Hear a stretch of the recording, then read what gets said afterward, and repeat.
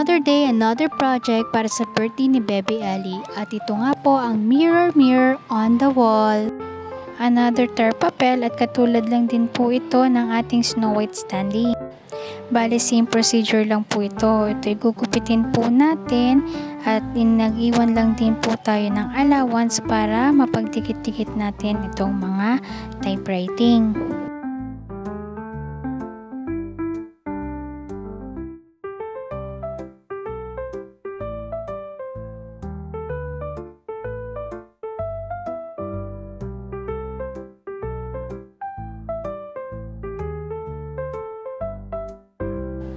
At ito na nga siya pagkatapos natin gupitin.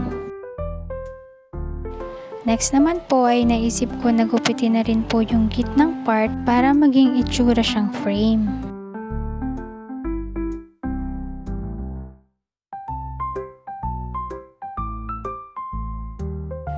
At ito naman na siya pagkatapos natin gupitin yung gitnang part nito.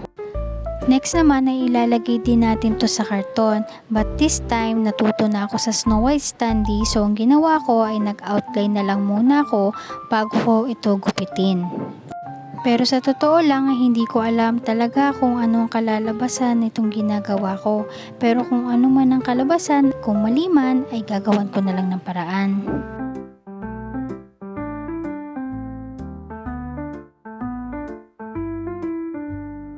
At eto naman pagkatapos kong gupitin ang karton na pagdidikitan nito. At dito naman sa video na to ay kung makikita nyo ay dinidikitan ko nito ng double-sided tape. Dahil pagduduktong-duktongin na natin para maging itsura na siyang salamin.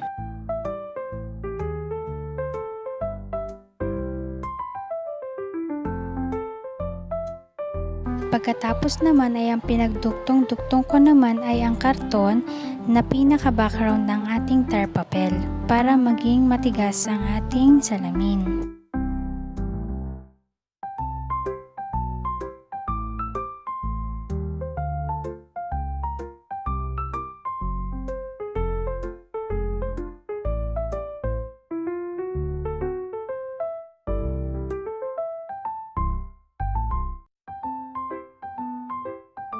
Ngayon naman ay gagamit ako ng glue para idikit yung ating tar papel na salamin doon sa ating ginupit na karton.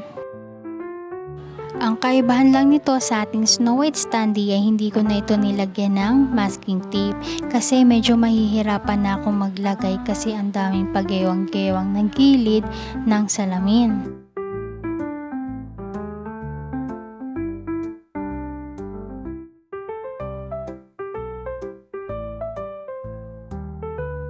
At eto na po ang ating mirror mirror on the wall. Sana'y nagustuhan po ninyo. Salamat po sa inyong panonood.